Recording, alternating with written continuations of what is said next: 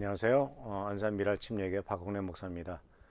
오늘은 마을 목회의 과정과 시작에 대한 구체적으로 지난번에 말씀드렸던 듣기, 사랑하기 실행 과정을 구체적으로 아주 실제적으로 할 수 있는 중요한 툴인 디자인 싱킹에 대해서 같이 한번 생각해 보려고 합니다. 지난번에 말씀드리기를 마을 목회에 대한 프로세스에서 특히 프레스 익스프레션에서 첫 단계인 경청하기와 듣기, 그리고 두 번째 단계인 사랑과 섬김의 단계가 있는데, 이 두 단계가 바로 마을 만들기 지원센터에서 제시하고 있는 마을 만들기 프로세스에서는 수다 떠는 것, 그리고 두 번째는 실행이라고 하는 것에 대해서 말씀을 드렸습니다. 그리고 마을 만들기 지원센터에서 제시하고 있는 이 7단계에는 이와 같이 그 수다 떨기와 실행이라는 그 가운데 모든 것이 들어 있었고, 수다 떨기에는 대화와 관계 형성과 할 일을 발견하는 것, 그리고 실행에서는 선진지 견학, 마을 자원조사, 그 다음에 마을 계획 수립, 그리고 이제 실행팀을 임의단체를 설립해서 사업을 실행하는 데까지 이 말씀을 드렸습니다.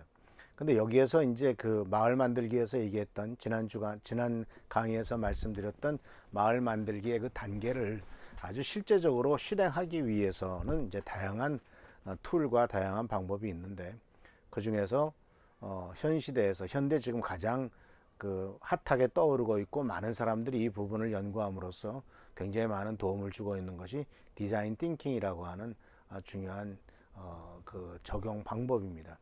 이 디자인 띵킹이라고 하는 단어는 이제 사실 스탠퍼드 대학의 D스쿨이라고 하는 데서 이제 이것이 지금 현재 많은 사람들이 공부를 하고 우리나라 사람들도 이 과목에 들어가서 연구를 하고 있습니다.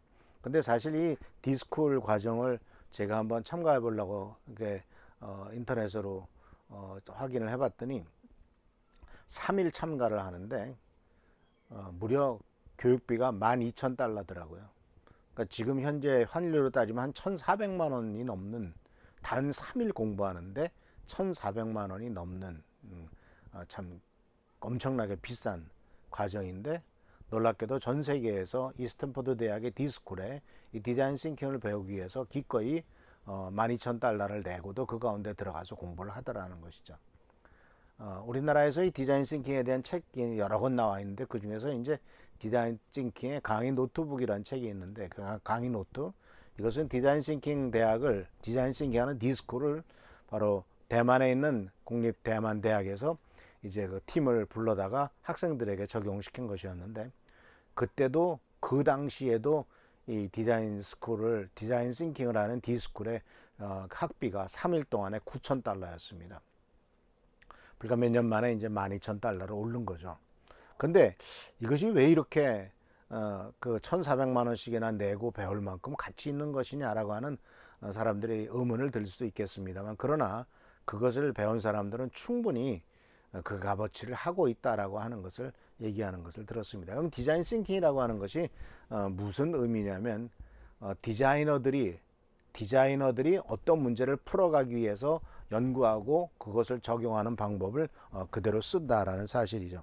근데 이 디자인이라고 할 때는 우리가 산업 디자인, 무슨 여러 가지 다양한 물품 디자인이나 이런 것들을 생각하기 쉽습니다만은, 그러나 지금 현대 사회에서 요구하고 있는 것은 바로 뭐냐면, 이 디자인이라는 것은 누구나 다 할 수 있고 또 어떤 분야에나 다 적용할 수 있는 것이 디자인이다라는 것이죠. 그래서 이 디자인 싱킹이라고 하는 것은 사람들의 필요에 초점을 맞춰서 어떻게 그것을 풀어내느냐 하는 것이죠. 사람들의 필요를 어떻게 채워주느냐, 그리고 채워주면서 동시에 그것을 어떻게 효과적인 비즈니스로서 만들어가 가지고 이것을 경제적인 이득도 얻으면서 사람의 필요를 채울 수 있는 것이 그 방법이 무엇이냐를 찾는 것이 디자인 싱킹의 중요한 방법이라고 할 수가 있겠습니다. 그리고 또한 이 디자인 싱킹에서는 강조하고 있는 것이 바로 뭐냐면 이노베이션이죠. 이노베이션이라는 것은 그 혁신, 개혁이란 뜻 아닙니까? 그러니까 바로 지금까지 생각해왔던 방법대로만 하는 것이 아니라 모든 것을 다 열어놓고 가능성을 찾으면서 어떤 때는 좀 튀는, 어떤 때는 생뚱맞은, 전혀 생각하지도 못했던 것들을 적용함으로써 거기에서 엄청난 부가가치를 올리고, 또한 그것을 그렇게 생각함으로써 아주 탁월한 해결책을 찾는 이런 것들을 발견할 수가 있습니다. 그래서 이제 여러분 그 화면에 보시면은 마을 만들기에 보면 대화와 관계 형성이 1단계고 두 번째가 할 일 발견이죠. 그리고 세 번째가 선지지 견학, 마을 자원 조사 이런 것들이 나오고 그 다음에 다섯 번째, 여섯 번째에서 이제 그 다음 크게 세 번째가 선진지 견학, 마을 자원 조사, 장기 계획 수립, 예산 조달 방안이 세 번째고 그 다음에 네 번째가 이제 실행팀을 확정하고 임의단체를 설립하고 그 다음에 사업 실행이라고 하는데 이 부분에 대해서 제가 연구해 봤을 때 이 디자인 싱킹을 적용한다면 디자인 싱킹에 나오는 네 단계가 어떻게 하나하나에 연결되느냐 하는 것을 생각할 수가 있었습니다. 첫 번째 대화와 관계 형성하기가 이제 공감하기에 바로 해당되는 것이고 그 다음은 이제 정의하기, 아이디어로 모으기 이렇게 되어 있습니다. 그래서 이 디자인 싱킹을 생각해 본다면 이 디자인 싱킹은 모두 네 단계로 되어 있고 그 네 단계가 중간에 이제 끝에는 한번 피드백을 하고 그것이 이렇게 계속해서 돌아가도록 이렇게 되어 있는 것을 보게 됩니다. 그래서 중요한 것은 이것은 바로 생각을 혁신의 그 어떤 프레임워크를 만들어가는 방향에 있어서 이것을 어떻게 해서든지 간에 새로운 방법과 새로운 틀을 통해서 정말 사람들의 필요로 하는 것들을 어떻게 채워줄 것이냐라고 하는 것을 찾아가는 과정입니다.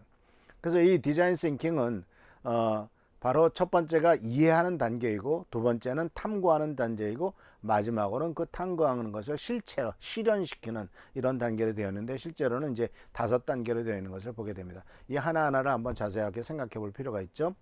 첫 번째가 공감하기입니다. emphasize라는 단어를 썼는데 이 공감한다라고 하는 것은 그 사람의 문제가 무엇인가를 파악하는 단계죠.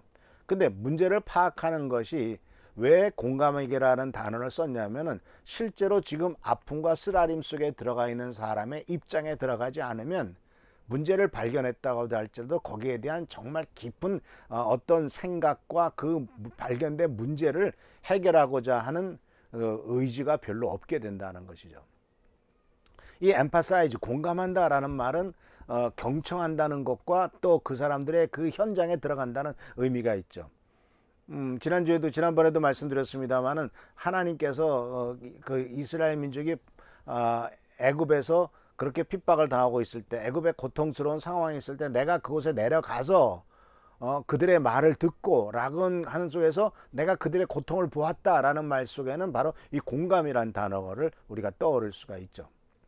그래서 이 공감하기 위해서는 인터뷰를 하는 것이 필요하고요. 두 번째는 말을 되새기는 겁니다. 이 말을 되새긴다고 하는 것은 경청의 방법 중에서 상대방의 한 말을 다시 한번 내가 이해한 말로 번역해서 또한 이해한 대로 다시 한번 들려주는 것이죠. 이것이 이런 뜻이었다는 뜻이죠 라고 물어보면 아니요 그런 뜻이 아닙니다 라고 얘기하거나 맞습니다 제가 그런 뜻으로 얘기했습니다. 이것이 바로 말을 되새기기죠. 그러면서 이제 이해할 부분을 찾아내는데 정말 이 사람이 정말 뭐가 문제냐, 현재 그 사람 속에서 고통스럽게 느끼고 있고 문제라고 여기는 것의 원인이 뭐냐, 이런 것들을 다 찾아내는 것이 바로 이 공감하기에 포함되어 있습니다. 아마 하나님께서는 하나님이나 예수님께서는 우리들과 함께 인간에 대한 공감에 대한 얘기를 성경 말씀 속에서도 많이 얘기하고 있지 않습니까? 시편 기자는 스스로 고백했죠. 우리가 진토임을 아심이라. 공감이라는 뜻 아닙니까? 우리가 진토, 우리가 정말 아무것도 아닌 존재이고 연약한 존재이고 우리들은 상처받기 쉬운 존재인 것을 하나님은 알고 계신다. 또 마태복음에서도 하나님은 너희가 인간임을 알고 계신다. 그래서 너희가 먹어야 되고 입어야 되고 또 몸을 따뜻하게 해야 되고 안전을 촉구하는 이런 모든 욕구를 알고 계신다. 이것이 바로 주님께서 하시는 말씀이죠. 그런데 이것이 바로 공감하기란 말이죠. 근데 이 공감하기에서 중요한 그 과정에 꼭 필요한 그 중요한 팁은 뭐냐면 판단하지 말라는 겁니다. 이 판단하지 않는다는 것은 무슨 뜻이냐면 상대방이 어떤 문제를 얘기할 때 그것에 대해서 옳다 그르다 얘기하지 말라는 거죠. 그냥 있는 그대로 받아들이는 겁니다. 사람들은 이 공감하기 속에서 사람들이 공감할 때 좋아하는 것은 뭐냐면은 있는 사실을 판단하지 않고 그 사실의 옳고 그름을 따지지 않고 그 사람이 지금 현재 느끼고 있는 감정을 그대로 받아들여 준다는 것입니다. 그래서 이게 이제 상담 속에서도 꼭 필요한 것 아닙니까? 근데 사실 상담하면서도 이런 중요한 팁이 있죠. 상대방의 말이 그럴듯하면 아 그렇군요. 근데 상대방의 말을 도저히 이해할 수가 없고 받아들일 수 없으면 아 그럴 수도 있군요. 이렇게 반응을 할 때는 상대방이 아 저 사람이 내 말을 잘 들어주고 있구나 라고 이렇게 이해를 하고 있는 거죠. 자, 이렇게 공감을 했습니다. 그래서 인터뷰를 하고 상대방의 말을 피드백을 해주고 이해할 부분을 찾아내고 판단하지 않으면서 그런 것들에 대한 공감을 한 다음에 그 다음 단계로 나가는 것이 바로 뭐냐면 정의하기입니다. define. 여기서 definition이라고 하는 정의라고 하는 명사가 나오죠. define, 정의한다 하는 거예요. 뭘 정의합니까? 지금 현재의 문제점이 무엇이다라는 것을 정확하게 글로 쓴다라는 겁니다. 여기서 뭘 발견해야 되냐면은 그러면 이제 여기서 우선 첫 번째는 페르조나라고 해가지고 그 지금 문제를 있는 사람의 성향이 어떠냐를 이제 정확하게 정의를 하는 거죠. 왜냐하면 이 성향에 따라서 어떤 사람은 전혀 문제가 되지 않는 것을 어떤 사람은 굉장히 문제 있게 여길 수도 있는 것 아닙니까? 예를 들자면 혼자 있는 것이 아무렇지 않은 사람은 외롭다거나 또는 무슨 고독하다거나 이런 것을 모르죠. 그런데 그 혼자 있는 것이 굉장히 다른 사람과 계속 어울려야만 힘과 용기를 있는 사람에게는 혼자 있는 것이 굉장히 힘든 거죠. 그러니까 한 상황에 대해서도 그 상황을 가지고 사람의 성향에 따라서 이것은 문제가 될 수도 있고 문제가 안 될 수도 있다는 거죠. 그렇기 때문에 정의한다는 것은 사람의 성향을 파악하는 것이 굉장히 중요한 부분이에요. 두 번째는 이제 역할의 대상들이죠. 그러니까 이러한 일들에 대해서도 어떤 대상들이냐, 어떤 사람들이 문제가 되는 것이고, 그리고 지금 어떤 결단을 내려서 어떻게 정의해야 되느냐, 그리고 지금 현재 이 사람이 경험하고 있고 이 사회가 또 이 공동체가 지금 직면하고 있는 도전들이 뭐냐. 그래서 어느 부분이 고통스러우냐, 페인 포인트, 어떤 부분이 고통스러우냐 하는 것을 파악하는 것이 이제 define이라고 하는 겁니다. 근데 정의한다라고 하는 것이 왜 define이 왜 이렇게 중요하냐면 문제를 정확하게 정의하지 않으면은요 엉뚱한 대답이 나오죠. 그러니까 이것을 이제 의학적으로 말한다면 진단하기로 볼 수 있지 않습니까? 여러분 병원에 가면은 어디 아파서 왔습니다 그러면 약 주나요? 금방 주나요? 주사 금방 놓나요? 그렇지 않죠. 진단을 합니다. 어떤 때는 진단한 것이 잘 원인이 나오지 않기 때문에 별 진단을 다 하죠. 허리 아프다고 했을 때 금방 디스크입니다 라고 얘기하지 않습니다. 아픈 이유가 아주 다양하거든요. 심지어는 어떤 장기의 문제가 생겼을 때도 허리가 아프단 말입니다. 그러니까 정확한 그 것들을 점점점 확인하는 거죠. 이 define이라고 하는 것이. 그래서 이것은 바로 뭐냐면 emphasize라고 했을 때는 모든 것을 다 열어놓고 쫙 펴주는 것이 확산시켜서 많은 것을 생각해가지고 공감하는 것인데 이 define이라고 하는 것은 그것을 축소시키는 겁니다. 점점점 축소해가지고 수렴해가지고 정말 이 사람의 문제가 뭐냐. 여기에 문제가 있구나. 여기에 참 문제가 있구나 하는 것을 파악하는 거죠. 자, 이것을 보세요. 하나님께서도 우리들에게 공감하셨습니다. 그래서 인간의 문제점들을 다 알고 계시죠. 그래서 인간의 문제점들을 정말 모든 것을 다 파악하시고 난 다음에 수렴해서 인간의 문제가 뭐다. 정확하게 성경에서 얘기하고 있지 않습니까? 크게 보면 죄의 문제예요. 욕심의 문제예요. 그 다음에 죽음이라고 하는 인간의 운명. 이것이 가장 크게 결국은 문제의 정의가 수렴되는 것 아닙니까? 그러니까 죽음을 이기도록 하시는 것이 주님의 뜻 아닙니까? 그래서 이와 같이 이 define이라고 하는 것은 정의하는 것으로서 수렴해서 참 문제가 뭐냐. 어느 부분을 찔러야 되고 어느 부분을 해결해야 되느냐 하는 것을 찾는 것이 바로 이 정의입니다. 그래서 우리가 마을 일을 하고 마을 목회를 한다고 할 때 이렇게 사람들과 같이 만나서 많은 사람들과 이야기를 하고 그 사람들의 필요를 찾아서 그것을 어떻게 하나님의 말씀과 예수 그리스도의 복음으로 그것을 표현해 가지고 그것을 해결해 줄 수 있을까 했을 때 문제를 정확하게 파악을 해야죠. 이것이 영적인 문제냐, 물질적인 문제냐, 환경의 문제냐. 이것을 파악해서 정말 우리가 그 하나를 가지고 뭘 해야 돼요? 이제 마을 목회의 주제가 여기서 나오는 것입니다. 그래서 다시 한번 말씀드립니다만 내가 생각하기에는 이것을 해야 된다라고 생각하지 마세요.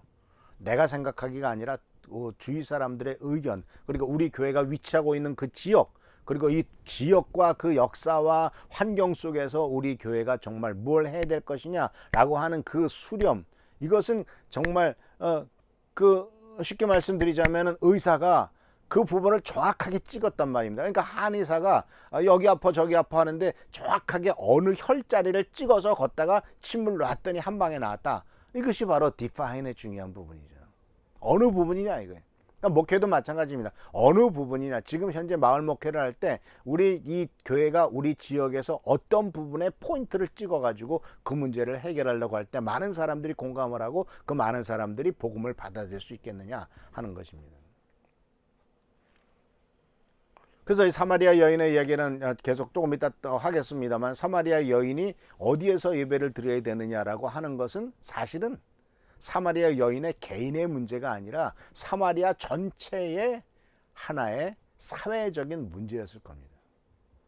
예루살렘에서 예배를 드려야 된다고 했고, 역사를 보면은 정말 다윗과 솔로몬 때 예루살렘에서 예배를 드렸는데, 그 솔로몬이 죽고 난 다음에 나라가 두동강이 난 다음에 북쪽에 있는 사람들은 다 그리심산에서 예배를 드린다고 하는데, 자, 이 사마리아 여인이 그 얘기를 했을 때가 몇 년 전 얘기입니까? 솔로몬 죽은 다음이니까 AD 960년, 그러니까 920년 정도 얘기해. 920년, 거의 1000년 가까이 고민하고 있었던 얘기를 이 여인이 꺼내는 거 아니에요.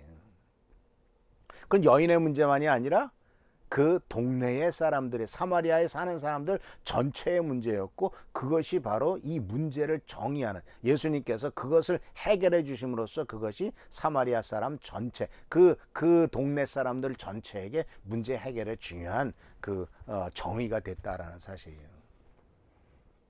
자, 그 다음에 이제 세 번째 단계가 바로 뭐냐면 아이디어를 내는 겁니다.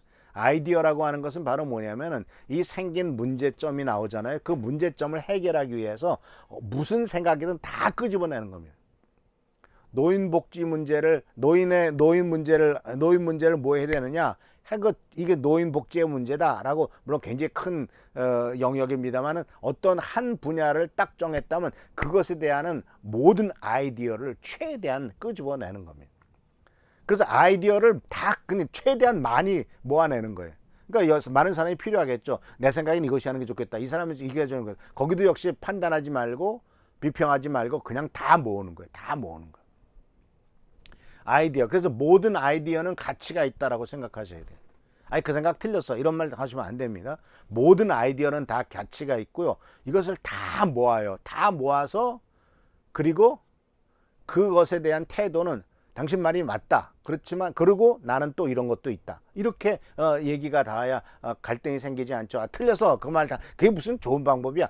그렇게 얘기하면 절대로 안 됩니다. 그래서 이와 같이 이 아이디어를 모으는데 절대로 판단하지 말고, 그 다음에 다다익선, 많은 것을 모으면 모을수록 좋다. 그 다음에 어떤 방법을 표현하든지 상관없다. 돈 많이 든다, 시간이 많이 든다, 그건 판단은 나중에 하고 어쨌든 다양한 것을 다 모아라, 그런 얘기죠. 그래서 이렇게 쭉 모으고 난 다음에 뭘 해야 되냐면 이제 우선순위를 세우는 거죠. 그러면 이것이 실현 가능하냐, 이것은 예산이 얼마가 들 거냐, 이것은 과연 어떤 결과가 나타날 거냐, 이런 것들을 모아서 다 우선순위를 만들어서 그 우선순위를 쭉 세워서 그 중에서 첫 번째로 나온 우선순위에 대해서 그 이제 시작을 하는 거죠. 그래서 여기서 독특한 것은 이제 바로 뭐냐면, 아이디어를 모았다면 그것을 실행해야 되잖아요. 근데 이 아이디어가 실행했을 때 성공할 것이냐 실패할 것이냐 누구도 몰라요. 그래서 이 디자인 싱킹에서 굉장히 중요하게 여기는 것이 바로 뭐냐면, 그 모든 아이디어를 모른 걸 가지고 한번 실습을 해봐라, 그런 얘기예요. 프로토타입이라고 해서 말합니다. 견본을 만들어라, 그런 얘기예요. 여러분, 그 자동차 회사에서 자동차를 만들 때 디자인을 많이 만들죠. 다양한 디자인을 많이 하고, 디자인에 하면서 꼭 거쳐야 되는 단계가 뭐냐면은, 나무로라든가 아니면 어떤 틀로라든가 실제로 그 디자인된 자동차를 만들어 보는 거죠. 이거 프로토타입이라고 합니다.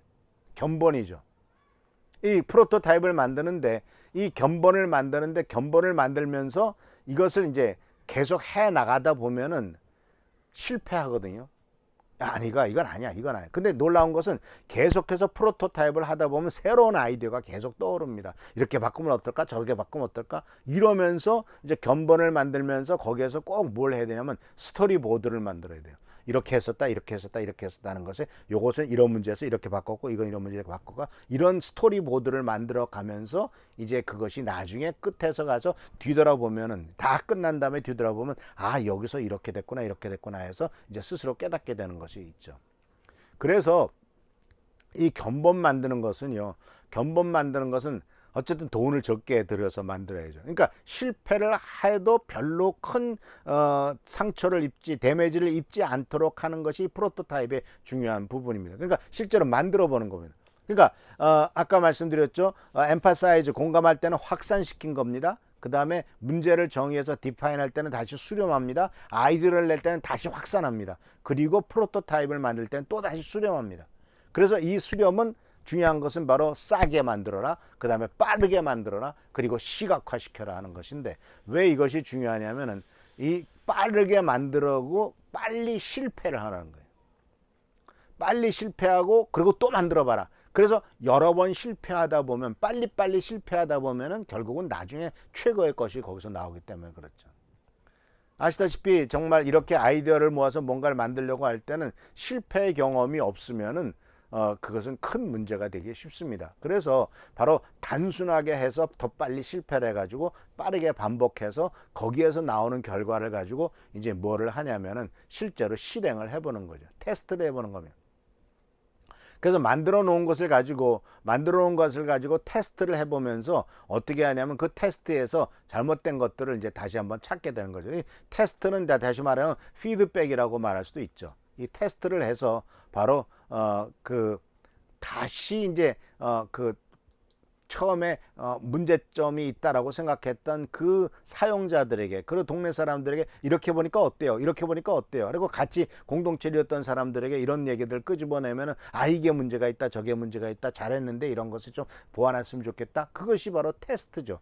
그래서 여기에서부터 보완을 해가지고 맨 마지막에 보내면 그것이 효과적으로 이제 성취될 수 있도록 바로 이 비전을 가지고 이제 실행을 해 나가는 과정이 이 디자인 싱킹이라고 이렇게 볼 수가 있습니다. 그래서 그런데 이런 부분들은 이제 사실은 지속 반복하는 거죠. 계속 반복해서 이 끝에 들어가서 테스트해서 이제 실패하는 것도 괜찮다. 그 정말 이 테스트에서 이제 진짜 피드백이 나오는 거거든요. 그러고 나서도 반복하고 하면 다시 이게 다시 돌아가고 하면서 정말 제일 좋은 방법으로 나온다라는 것이죠.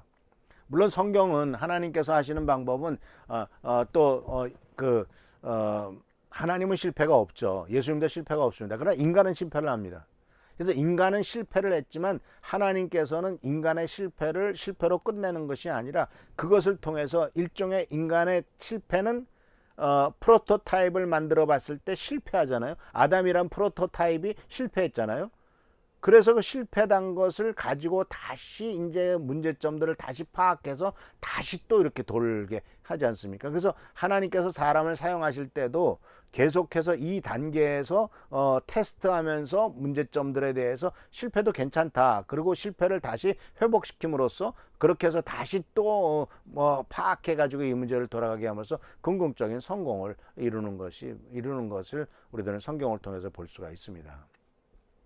그래서 이 디자인 싱킹 프로세스는 제가 짧은 20-30분 동안 설명하기에는 참 쉬운 일이 아닙니다만은 그러나 여러분들 디자인 싱킹 프로세스라는 책에 디자인 싱킹이라는 책이 참 많이 나와 있고요.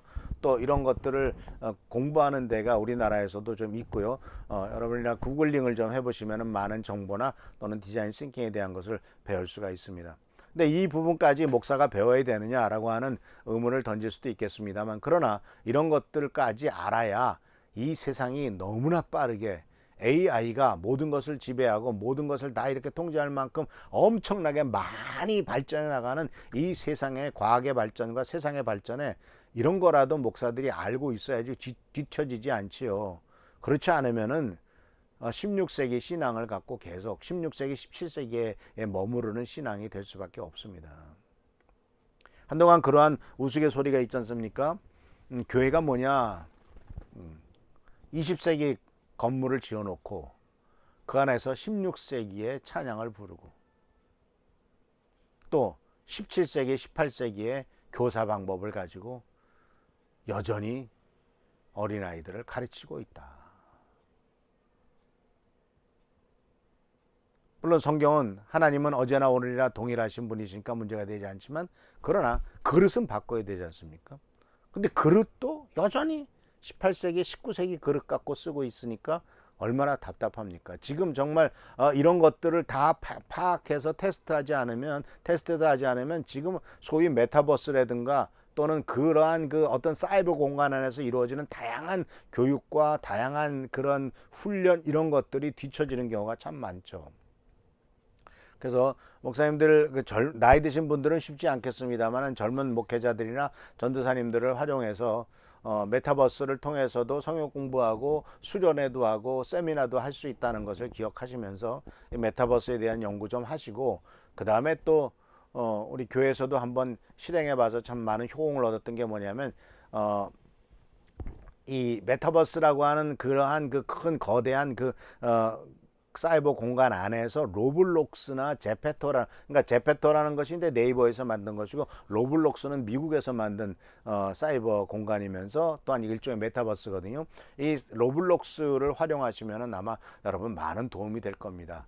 로블록스 안에 들어가면은 성경에 대한 많은 자료들도 있고, 그 로블록스 안에 있는 자료를 끄집어내서 그 안에서 그 아이들을 스스로 자기 자신의 아바타를 만들어서 그 속에 들어가서 같이 성역 공부에 참여하기도 하고, 액티비티 참여하기도, 게임도 참여하기도 하면서 이런 프로그램을 진행해 가면은, 얘네들은 각각 어쩔 수 없이 코로나 바이러스 때문에 교회는 못 나고 집에 있다 할지라도 집에서 제페토에 들어가서 또는 로블록스에 들어가서 자기 아바타가 같이 움직이면서 얼마나 신나는지 몰라요. 자, 그래서 오늘 말씀드리는 것은 바로 이 듣기 사랑하게 실행 과정에서 마을 만들기가 어떻게, 마을 만들 과정이 디자인 싱킹과 어떻게 연결되느냐 하는 것들을 생각해 보았는데, 그것을 정리한다면 마을 만들기의 이제 큰 세 번째 단계, 선진지 견학, 마을 자원 조사, 장기 계획 수립, 예산 조달 방법 찾기, 이런 것들은 다 아이디어 모이기에 해당되는 것이고, 그 다음에 이제 사업 실행 팀을 만들어서 사업 실행한 것은 견본 만들기에 해당한다는 것이죠. 그래서 이런 부분들을 기억하시면서 이 디자인 싱킹도 한번 깊이 연구해 보심으로써 어떻게 마을 목회에 구체적으로 우리 동네 사람들과 지역 사람들을 섬기고 그들에게 복음을 전하는 일에, 이렇게 마을 목회를 통해서 복음을 전하는 일에 도움이 될 수 있을 것인가 하는 것을 한번 생각해 보시기를 바랍니다. 자, 그래서 이제 예수님께서 행하신 부분들에 대해서 이제 예수님의 마을 목회라고 하는 제목을 갖고 잠깐 말씀드리기를 원합니다. 이것은 바로 이제 아시다시피 사마리아 여인과 예수님의 대화의 얘기입니다. 예수님께서 사마리아 여인을 찾으러 가셨죠. 아시다시피 여리고를 예수님께서는 갈릴리로 가시는데 굳이 사마리아 땅을 통과해서 가셨죠. 보통 때 같으면 다른 유대인들은 그것을 통과하기 싫어서 요단강 건너서 모압 땅을 위해 가로질러서 이렇게 가긴 했습니다만은, 예수님은 굳이 요한복음 4장에 보면 사마리아를 통과하게, 수가성을 통과해서 사마리아 수가성에서 여인을 만납니다.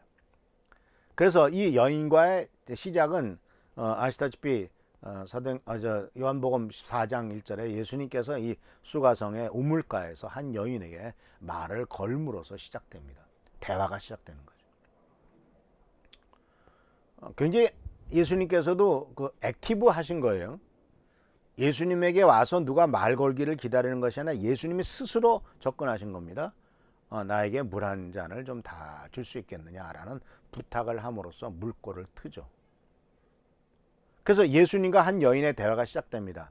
예수님의 제자들은 먹을 것을 사러 동네에 들어간 상황이고, 예수님께서는 이 여인과 대화를 시작하죠. 자, 그러면서 이제 대화 속에서 뭐가 나옵니까? 이 여인의 문제가 파악되기 시작합니다. 물 한 잔으로부터 시작해서 이 야곱의 우물물, 그 다음에 생수, 이렇게 말이 발전해 나가면서 나에게 그 목마르지 않을 생수를 주십시오라고 하는 이 여인의 욕구를 발견하게 됩니다. 대화 속에서 욕구가 발견하고, 그러면서 그 욕구는 예수님께서 물을 달라고 했을 때 내 남편을 데려오라는 말을 통해서 이 여인의 생수의 욕구는 남편을 5명, 6명째를 데리고 살 만큼 어떤 갈망, 그 생수에 대한 갈망, 이렇게 어떻게 다르게 표현됐던 생수의 갈망이란 것을, 그리고 또 여인의 문제점을 파악하게 되고, 이 여인이 남편을 데려오라고 말했을 때 남편 없습니다 했을 때 예수님이 공감하죠. 무슨 소리냐, 너 남편이 5이나 있었잖아. 그렇게 표현하지 않습니다. 또 예수님께서는 그 여인에게 접근하실 때 너 남편 5이나 있지? 회개해, 이렇게 접근하지 않습니다. 오히려 공감하십니다. 뭐라고 공감하셔요? 네 말이 맞다. 지금 살고 있는 남자도 네 남편 아니지 않냐.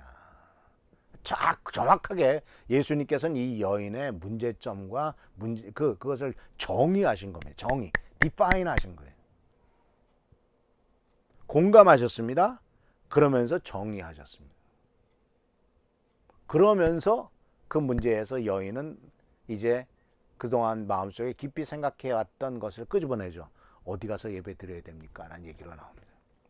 많은 사람들은 여인이 곤란해지니까 말꼬리를 돌렸다라고 생각하지만, 그러나 예수님께서는 그 여인의 말을 말꼬리 돌리지 말고 남편 데려오라니까 이렇게 얘기하지 않고 이 여인의 말을 다 들어주시고, 이제 제가 보니까 선지자로서이다, 조상들이 말하기를 하면서 이제 예배의 문제를 끄집어냅니다. 근데 예배의 문제를 끄집어냈다는 것은 우리가 생각하는 것처럼 여인이 그저 육체적인 쾌락만 즐기려고 했던 그런 여인이 아니라 그 마음속에는 하나님에 대한 갈망과 예배에 대한, 어떻게 정말 내가 참으로 예배를 드려야 될 것인가 하는 그와 같은 것이 있었다라고 하는 것을 우리는 찾아볼 수가 있죠. 그래서 그 여인의 이야기에 대해서 주님은 아주 진지하게 대답을 했습니다. 바로 신령과 진정으로 예배를 드릴 자를 찾는다. 여기도 아니고 저기도 아니다. 주님께서 정확하게 문제를 해결해 주십니다. 그러니까 예수님께서 해결해 주신 여인의 문제는 바로 생수의 문제였고, 또 한 가지는 신앙의 영적인 문제, 예배 장소의 문제였습니다. 그랬을 때 이 여인이 변화되죠. 그러니까 이 여인의 변화를 이끌어낸 것은 예수님께서 대화를 하시면서 핀잔을 들어가면서 유대 남자로서 왜 나에게 말을 겁니까? 라면서 상당히 삐딱하게 얘기했던 이 여인과 그래도 깊은 대화를 나눠 가시면서 그 여인의 문제점에 대해서 자연스럽게 문제를 해결해 주셨을 때 이 여인이 변화되죠. 이 여인의 변화의 아주 상징적인 표현이 뭔지 아시죠? 바로 물덩이를 내버려 두고 동네로 뛰어 들어갔다라는 겁니다.